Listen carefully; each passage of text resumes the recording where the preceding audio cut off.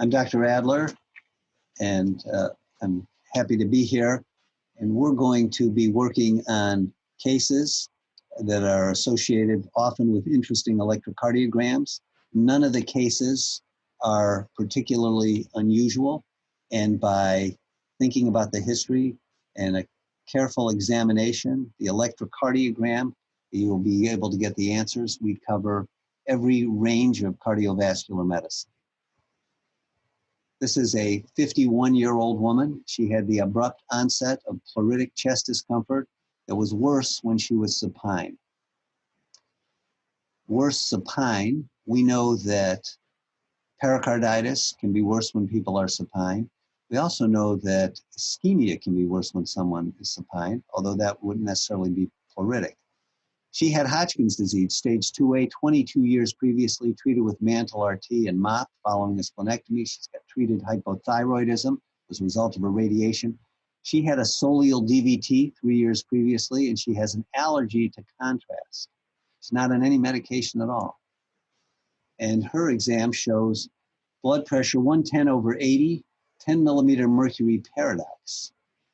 So it's a little bit of a narrow pulse pressure. Her heart rate's 110. We know that patients who have had previous irradiation have done something to their parasympathetic nervous system. So they may have a more rapid heart rate. Respiratory rate's 20, that seems fast. Her neck veins at the mid-neck level, when she's seated upright, they collapse with inspiration. So they seem like they're a little on the high side, but when she takes in a breath, they definitely go down. Her lungs are clear. She does not have a palpable PMI. And when you can't feel the PMI, of course, somebody can be heavy, but one of the things it makes you think of is a pericardial effusion or very significant myocardial disease. Her carotids, upstrokes are brisk, but the volumes are diminished. We're thinking we're dealing with a poor forward output.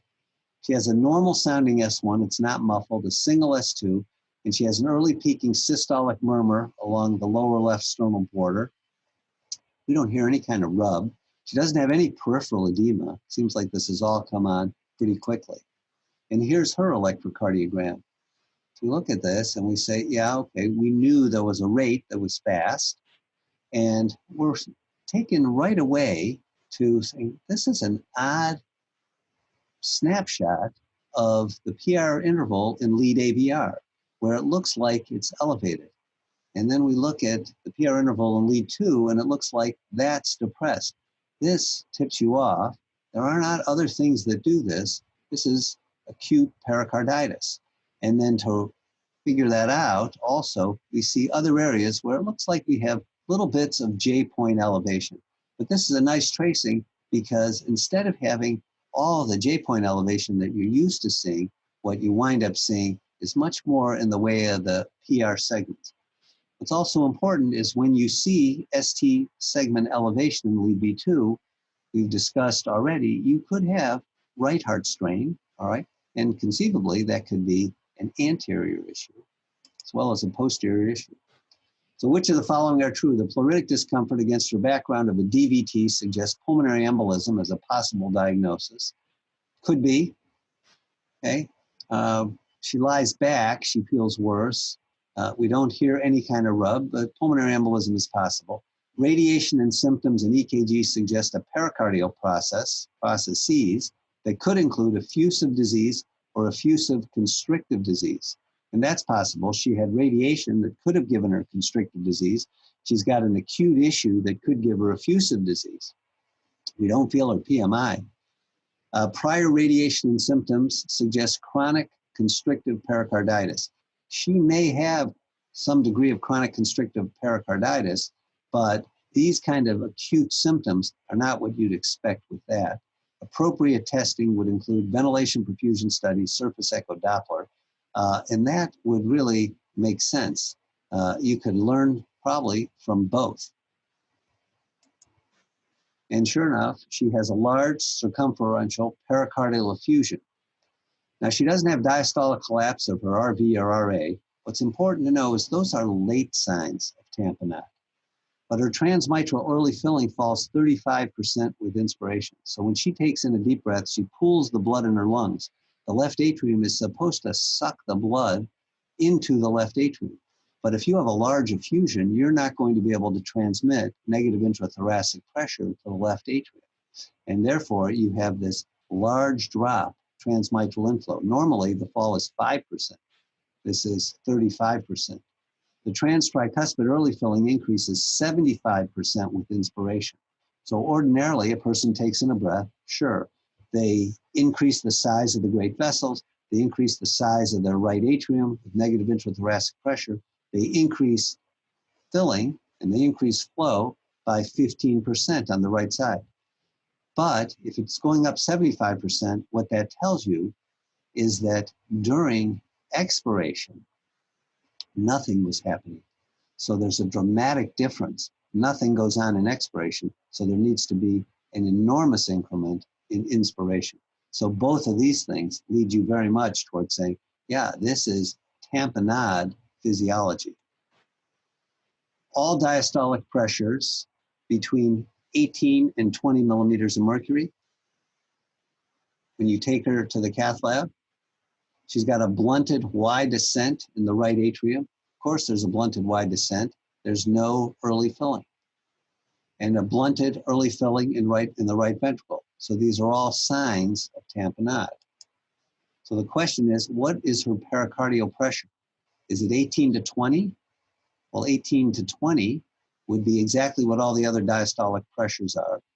And the definition of tamponade is when the pericardial pressure equals or exceeds the right atrial pressure. So you know this is where it is. Is it 0? No, 0 would be normal, okay? Virtually no fluid and a very pliable pericardium. And 5 to 10, you could see in patients where there's sort of a pre-tamponade physiology, but in her case, we know all of her pressures are equalized and she has all the signs, blunted Y descent of tamponade. So that would be the appropriate answer. So EKG changes in acute pericarditis. Everyone's used to diffuse ST segment elevation with upright T waves. Lead AVR may have decreased ST segments. PR segment depression except in lead AVR, which is what we saw in her case. Often the J point to the T wave peak ratio can be greater than 25%. These are a lot of J points. We already saw tracing with large J points. They were Osborn waves, in fact, and no reciprocal changes except in R. And this is important, no reciprocal changes. If you start seeing reciprocal changes, think of ischemia or think of myocarditis. And then they resolve. There's normalization of the PR segments and ST segments, then there's T wave inversion. Ultimately, these resolve. The time course is variable, depends on the effusions. Myocarditis may alter the QRS amplitude. The effusions may alter it. Myocarditis, if the heart's weaker, generating less voltage. Tamponade, especially from a complex effusion, may be accompanied by QRS electrical alternates. This would be something that would be very characteristic of pericarditis. This is a patient who's had cardiac surgery a few days prior, and you see these very large J points, and you see what we mean by a ratio, the J point to the T wave, greater than 25%. We see lead AVR, the PR segment, not as dramatic as what we showed you before, but the STs are down only in this lead, and all the other leads, we have the J points that are up. We'll move to a 21-year-old man. He's had 3 days of intermittent flu-like symptoms. He says it feels like his lungs are burning. And he says the same thing. It's worse supine, but it's non-pleuritic. So it doesn't matter whether he takes in a breath, but it is worse supine. He has a history of mitral valve prolapse, and his father has some vascular disease. So the pulse pressure is good. The heart rate's a little fast for a 21-year-old. Respiratory rate's fine. At the moment, he's pain-free. His neck veins are not up. Carotids are normal. Lungs are clear. He's got a pectus excavatum, a little bit like our person with the mitral valve prolapse before. You may see that about 45% of the time in patients with mitral valve prolapse. Normal sounding S1. There's no click that's heard at this time. Physiologically split S2. Now, if there's no click, and he's had a click before, that makes you think that this is a little bit like the squatting maneuver. This means the LV may be larger than we think. And so we've pushed that click very, very late, potentially. Troponin T is elevated and his CK is elevated. It's kind of on its way down. And here's his EKG 3 years before. And we see everything looks pretty good. You can always find something wrong. You'd say, yes, there's something a little off with the J points in this young, healthy person. And here's the EKG presently when he's complaining of discomfort and lung burning. And we have very impressive J point elevations, okay, in a number of leads. And we also see in lead V1, the ST segments are depressed. We've said V1, that could be RV. V1 can be related to the left main. V1 can be something posteriorly. So if we're thinking this is all pericarditis, we should not see any ST segment alterations here. Posterior forces should be able to pull this up just as much. So this makes us think we're more likely in this young person dealing with a myocarditis, okay? And in fact, here's the MRI where we have this mid-epicardial late gadolinium enhancement, this episode of inflammation. And if we look at the outcomes of acute myocarditis, this was 443 patients, and many come in with chest pain, many come in with shortness of breath, number have syncope, prodromal symptoms, not at all unusual, fever. Now, a much lower number come in, it's fulminant myocarditis. So their hemodynamics are awful. They're collapsing in front of you. They need a whole bunch of support.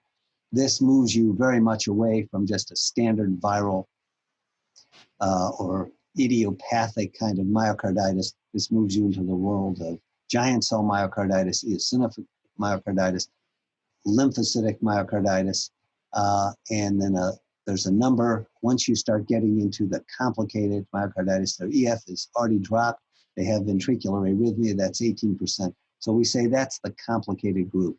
It's fulminant, really struggling, or their EF is already down and they have arrhythmia. And if you look and see what happens, mortality or heart transplant over the subsequent 5 years, it's in 4.1%, but that's only seen in that group of people who come in with the complex. So overall, it's 4.1%, but the patients who come in uncomplicated, they seem to do just fine. And the patients who come in complicated, that's where you struggle. And so the 1 year ejection fraction, less than 50% in the uncomplicated group, almost all of them recovered. In the complicated group, a completely different story. We're going to move on. And now we have a 55-year-old woman. She has no history of hypertension. And her symptoms are that she's got exertional dyspnea and heart pounding. And her family history is that there was sudden cardiac death in an 18-year-old granddaughter of her father. So we take her very seriously. And she has an echo ejection fraction of 65%. The septal thickness is 2.3. Normally it's 1. The posterior wall is 1.3. That's a pretty impressive ratio, certainly greater than 1.4. And she has a Holter monitor, and she has 8 to 10 beat runs of ventricular tachycardia. The rate's about 170. It's clear-cut AV dissociation. You know it's VT.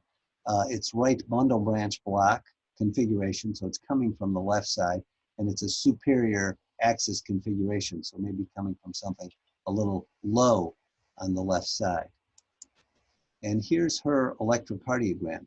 Well, it's a very dramatic EKG, profound voltage, and marked T-wave changes, and very large septal forces. If we look at lead V2. And so we'd say, yeah, this could fit. We've got the family history. We've got all these other things. This makes us think a lot about a hypertrophic cardiomyopathy. And in fact, on our echo, we do have this very thick septum, as had been described to us. So which of the following statements are true? Ventricular ectopy with this EKG, but a good EF, we said it's 65%, can be managed with a beta blocker and reassurance. I know beta blocker is nice, it can calm down ectopy, but no, this is not reassuring at all to have that kind of ventricular ectopy. And bear in mind, we have that family history. This patient has an infiltrative process and should undergo endomyocardial biopsy looking for sarcoid or amyloid. We would say that's a lot of voltage that's appropriate with that kind of thick LV. So it starts moving you away from infiltrative processes that may keep the voltage the same or may lower the voltage. The combination of verapamil and beta blockers may be used to quiet the ectopy, and she can be followed conservatively. Verapamil, kind of a good agent that might be good for outflow tract obstruction, not necessarily great for ectopy. Beta blockers, maybe, you may be able to do that, but we're nervous. Can this person really be followed conservatively? She has a lot going on, plus a family history of sudden cardiac death. And this patient has this excellent story for hypertrophic cardiomyopathy. An MRI might be helpful. And the answer is yes, an MRI is helpful because it can help you stratify. So we say when we look at hypertrophic cardiomyopathy, who are we most worried about? Well, people who've had sustained VT, they've already had an arrest. Of course, you're worried about them. Those are people that are getting an ICD. But if you're in the world of primary prevention, where this woman would be, if she has a family history of hypertrophic cardiomyopathy and sudden death, that's a very important risk. Unexplained syncope, haven't dealt with that yet. Multiple repetitive NSVT, that's what she has, that's a problem. Abnormal exercise BP response, that's a worry. That's telling you that as they vasodilate, and often that's in the setting of obstruction, but also LGE greater than 15% of LV mass, that can help you. And a mass of LVH, so that if you have a septum greater than 3 centimeters, hers is 2.3. So if we look at this person, we have enough things here. We say she's kind of in the highest risk. This is where we think of an ICD. And then you move down and you say there are different ways that you could potentially arbitrate things. So if they have end-stage disease, so their LV is poor and the EF has fallen, you're more nervous about them. If they have an apical aneurysm, so they've actually started to hollow things out, you're worried about them. Marked LV outflow tract obstruction, you're more worried about it. You can modify things, tell them to avoid intense competitive sports. Coronary disease is, of course, going to make things worse. The LGE we talked about.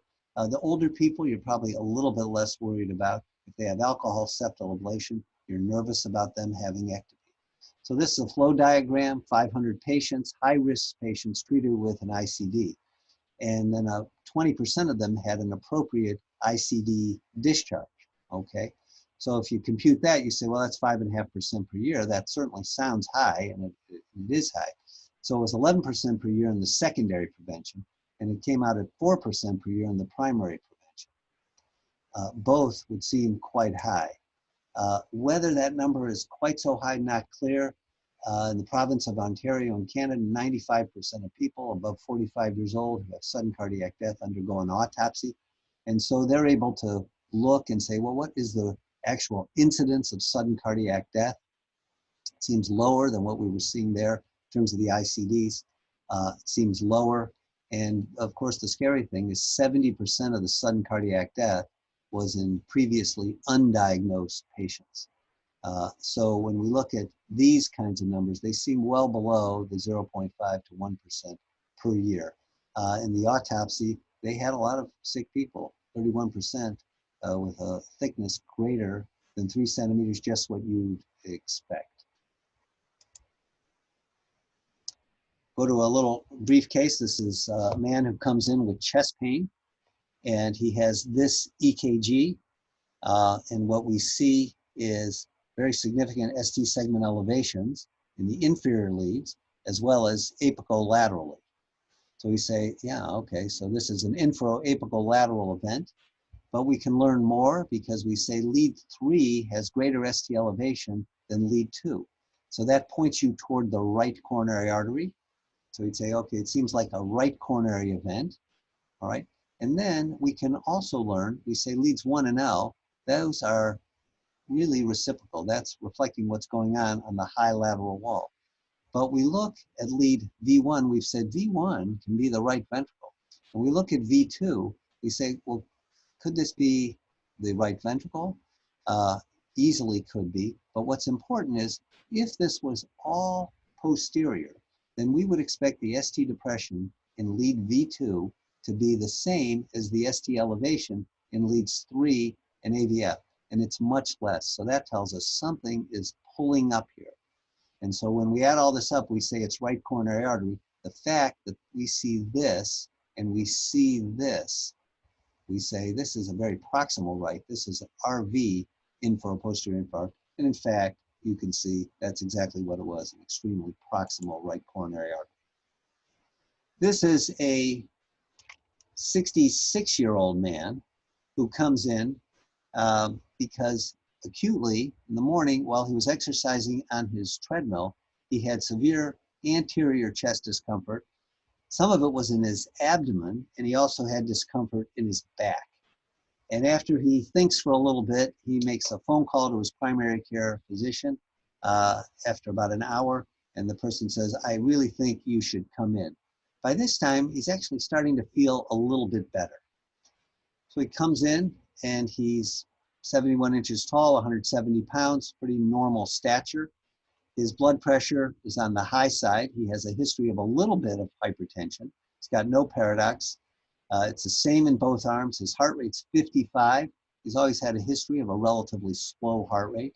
His respiratory rate's 18, breathing a little fast. He just cannot get comfortable, and he's diaphoretic. And his carotid upstrokes seem fine. Volumes are okay. His neck veins are flat. His lungs are clear. In his heart exam, normal sounding S1, physiologically split S2. It's not at all muffled. He does not have any murmur of aortic insufficiency. His abdomen's actually soft, though he had pain, and normal upper extremities, distal, lower extremity pulses. And here's his EKG. We know he's always had a relatively slow heart rate. And in fact, he does have a slow heart rate here, it's low 50s.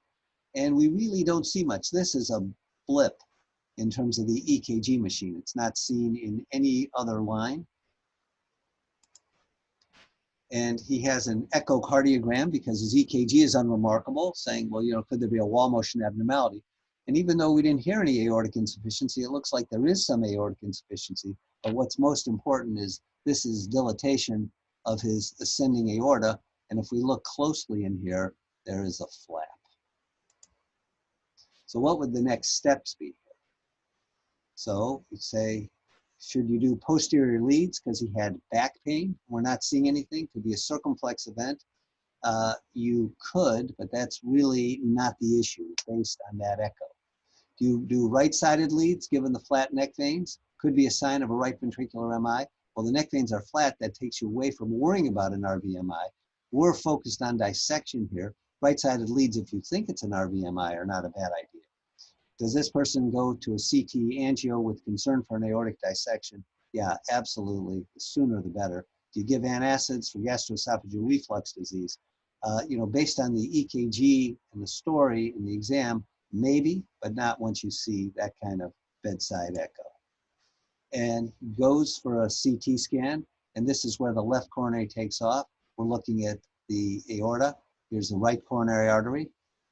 And we move just a little bit above that, and we see a dissection in the aorta. The smaller lumen, more contrast, that's the true lumen.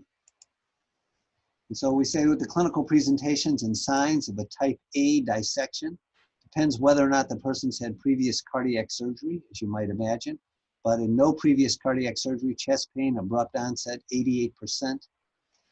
What's in any kind of pain, 92%, any pulse deficit, 28%. We went out of our way to say that the pulses were all fine. So that's in a minority of cases. A pericardial effusion, you can see at 48%. That's a real worry.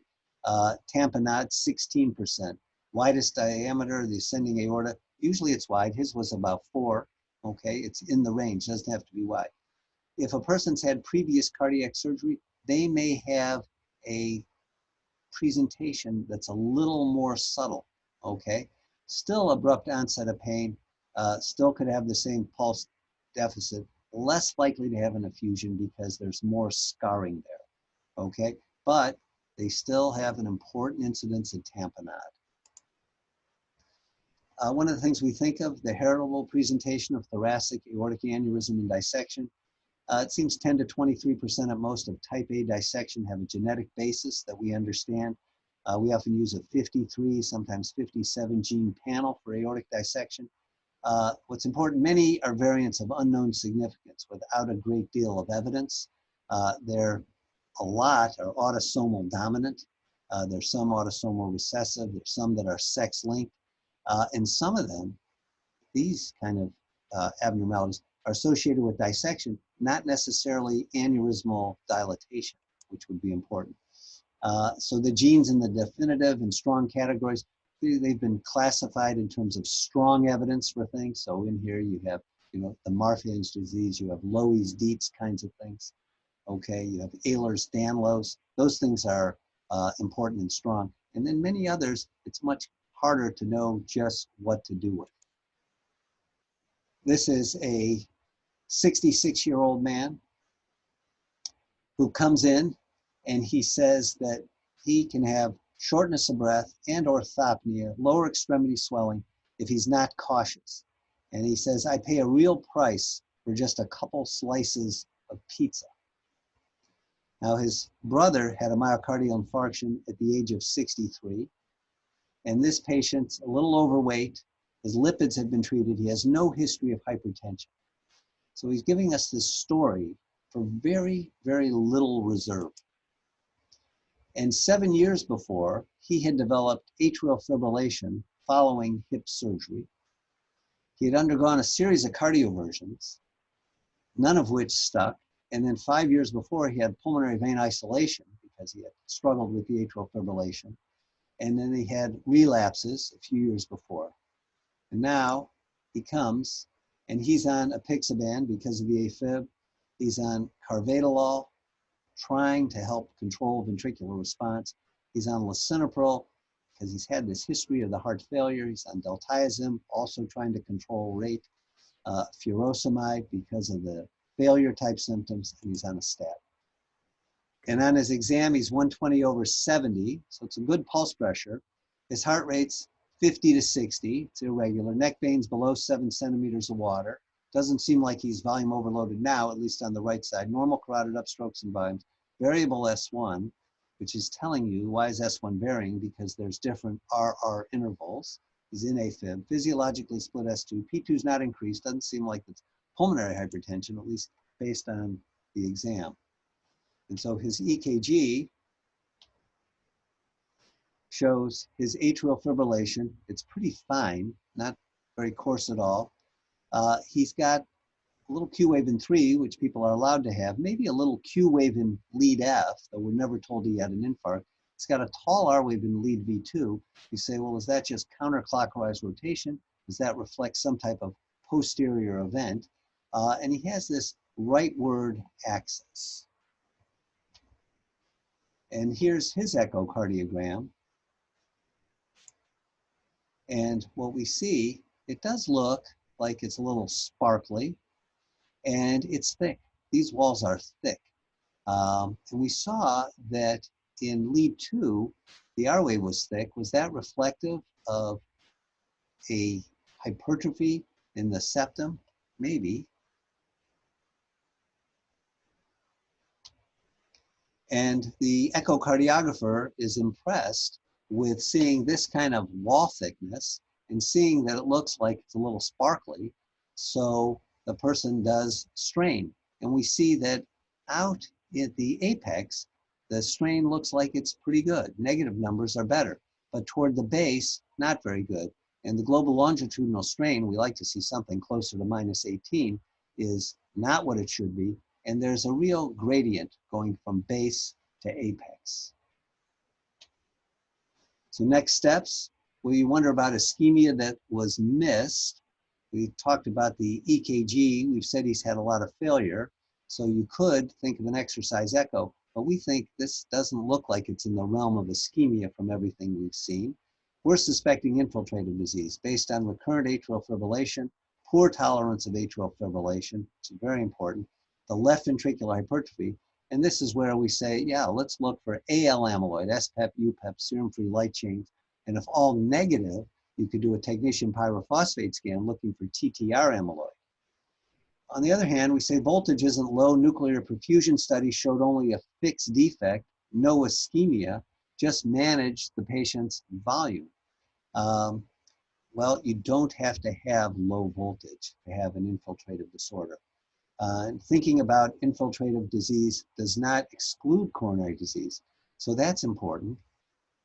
We think, well, maybe there is infiltrative disease, but how do we know he doesn't have coronary disease? based on everything that's been going on.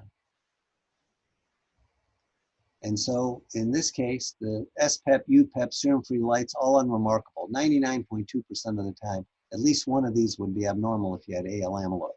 But the technetium pyrophosphate is markedly abnormal, suggestive of TTR amyloid, low voltage, seen less than half the time. The TTR gene in this patient's case was unremarkable, so this is wild type, all right? Sure enough, you work him up for ischemia. You say his exercise echo was positive anteriorly, and he has a severe LAD stenosis. It's stented, and you do get some improvement in his exertional dyspnea. And then he has a stent, and he's embarking on a course of tafamidis. So the message is, yes, infiltrative disease, you're thinking of it, but don't exclude ischemic disease, and you may have to treat both. So you suspect AL amyloid amongst the heart failure population, serum-free light chain abnormal rates, okay, kappa greater than 140, you really think of it, lambda greater than 60. This could go on years ahead of the diagnosis. NT-proBNP can really be up, especially when it's really elevated. Posterior wall thickness greater than 1.3, because so many things can affect the anterior septum. Other helpful findings, any infarct. So this patient, you looked at and said maybe. Low voltage can be pretty low. RVSP, pulmonary hypertension, stiffness, and then strain that we talked about. We'll move to an 81-year-old man with 3 days of chest discomfort. And he has pain that radiates to his left jaw. He's had gastroesophageal reflux disease and esophageal strictures, and he's had multiple dilatations. He's got diabetes, hypertension, and a long-standing left bundle. And his blood pressure is 147/80. His heart rate's 114, crackles, LVS3, paradoxically split second heart sound. So the crackles tells us increased left-sided filling pressures, LVS3, increased left-sided filling pressures, paradoxically split S2, that fits with what we've been told about his long-standing left bundle branch block. And here's his EKG. So we know he's going to have a left bundle. But what's important in the setting of a left bundle is that the repolarization should be opposite depolarization. So depolarization is down, repolarization is up. Now we see what seems like a lot of ST elevation here, but it's very hard to make too much of that. You could see 5 millimeters of ST elevation, and it doesn't necessarily mean anything. Here, depolarization is up, ST depression is down. Seems very impressive, doesn't necessarily mean anything. But what you're really looking for is concordance. So here, if you see depolarization, which is down, and repolarization is also down, fairly subtle, okay, that is a sign that something is amiss. That's a sign of ischemia. So in this patient, we say he's got a left bundle, his heart rate is rapid, he's going into failure. Can we read anything here? We'd say, yeah, we're worried about something out at his apex. Something is creating trouble. This lead, a little hard to know because it's kind of isoelectric. So we say ischemia based on history, cannot interpret more on the EKG secondary to a left bundle. Well, like we said, you can learn on a left bundle if you have concordance.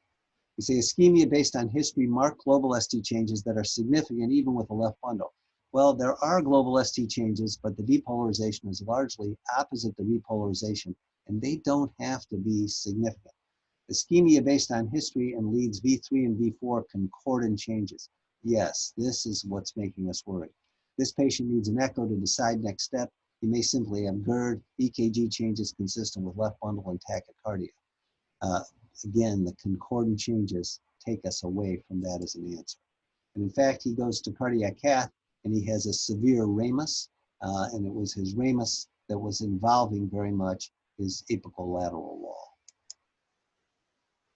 And now we'll look at a patient who has also a left bundle branch block, has had a right cerebral event, quite a long time ago, dyslipidemia, hypertension, has chest pain following a mechanical fall. Related left hip fracture, open reduction, internal fixation. All right.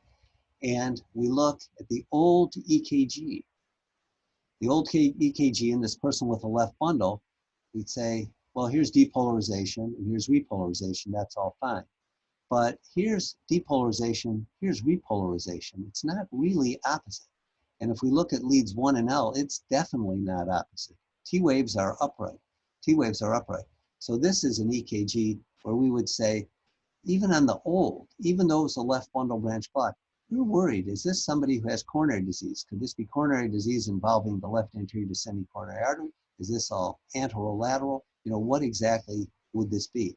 And then this person comes in acutely and they have concordant T waves. Now we see in leads V2 and V3. These T waves look like they're less impressive. They're down, they're a little bit opposite. But these are down, and we say when they're down here, yeah, that could be related to the left anterior descending coronary artery, or are these posterior changes? Is this related to the circumflex? Just what's most important, we think something is likely going on. And in fact, this person had acutely occluded the circumflex. So those reflected posterior changes in leads V1, V2, V3. The LAD had a chronic collateralized occlusion. So you might have suspected that on that old EKG if you had said, why in lead V3, why don't I see depolarization opposite repolarization? Why in leads 1 and L do I see T waves that are up? It may have led you to the LAD previously. This is a 56-year-old woman with a sudden onset of exertional dyspnea and pleuritic discomfort. Now, we've already seen a patient with dyspnea and pleuritic discomfort. Now, this person has had 2 months of intermittent chills.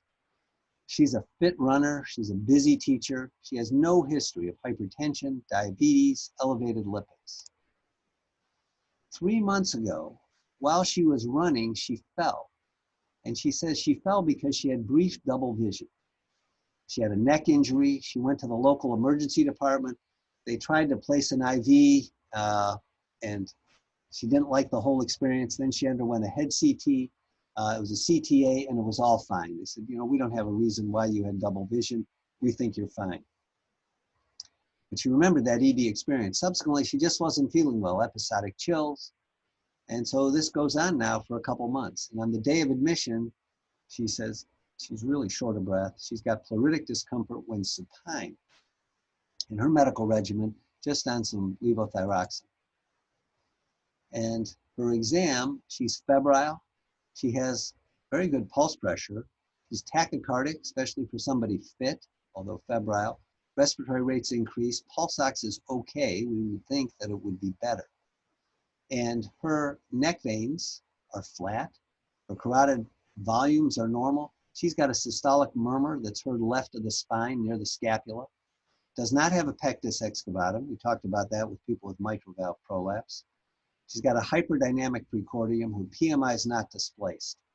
And she has a loud S1, physiologically split S2. P2 is not heard at the lower left sternal border. Doesn't seem like it's loud. And she has a 3/6, slightly late systolic murmur. It's heard everywhere, loudest at the apex, also posterior, like we said, you could hear in the back, and it moves minimally later with a hand grip. So it's moving us toward some amount of mitral valve prolapse in this case.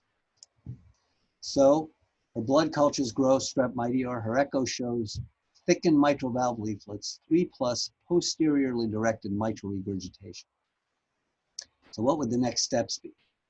She has endocarditis. So IV, then possibly oral antibiotics for 4 to 6 weeks, surgery if she has heart failure or embolic events or recurrent fevers. All sounds pretty reasonable, including the potential for oral antibiotics. Antibiotics, early mitral valve replacement for destroyed valve and large vegetation. And this is really true, okay? If she's destroyed her valve, even if she hasn't gone into heart failure and she has a large vegetation, that's a group that it makes sense to operate on early. Mitral E-clip early with antibiotics, we'd be very nervous about putting a clip on that kind of valve. Early surgery if the valve seems like it can be repaired, otherwise follow conventional indications. And this is if somebody has chronic mitral regurgitation, usually from degenerative disease, nothing to do with endocarditis. And so the study that's important is the E study, and they had the conventional approach operating for fever, embolic events while treatment, hemodynamic compromise, special consideration for staph, fungi. Or in the EASE trial, they said, what about if you destroyed the valve? You have severe AI or MR, and you have a large vegetation, okay? Randomize the people, some surgery for conventional, some for that, and you excluded people who already had a major stroke, hemorrhagic transformation, prosthetic valves, right-sided vegetations. They're all taken out of this, but there was a large difference in embolic events, okay? 8 late versus early. Remember, you're only dealing with about 40 people in each group. And so that's why the answer here is if the valve's destroyed and there's a large vegetation, it's time to operate. In terms of whether or not you can finish the course with oral antibiotics, this was the POET trial. The patients, you see the ages, diabetes, a bunch of them did have a prosthetic valve. You had people who had large vegetations, and a lot of them underwent valve surgery. So now can you finish the course with orals at home? They all got IV antibiotics for a while. You did a TEE, you were cautious with them, you made sure everything was stable, and if it all was day 17 to 19, maybe they would be able to go home on oral antibiotics. They were randomized, and it turned out that you looked for these kinds of events, and when it was all said and done, it looked like the oral group would do okay. So in terms of all-cause mortality, all right, it looked like, in fact, you had a little bit of a difference here. Unplanned cardiac surgery, really no difference. Embolic event, no difference. Relapse of a blood culture, really no difference. So you can go ahead and you could use oral antibiotics in this very, very selective group. One caveat, when we look at antibiotic prophylaxis in 2007, the thought was there was too much of it, so just use it for prosthetic valve shunts, people with prior SBE. Sometimes you add in patients who've had a heart transplant and have highly significant disease. But what happened is there was an upstep in the amount of endocarditis. This was in the UK. And so it's made everybody nervous. So people who have significant valvular disease, you may still want to think about prophylaxing. That represents our last case. And I'd like to thank you all very much for your attention. I hope that you found these cases interesting and worthwhile.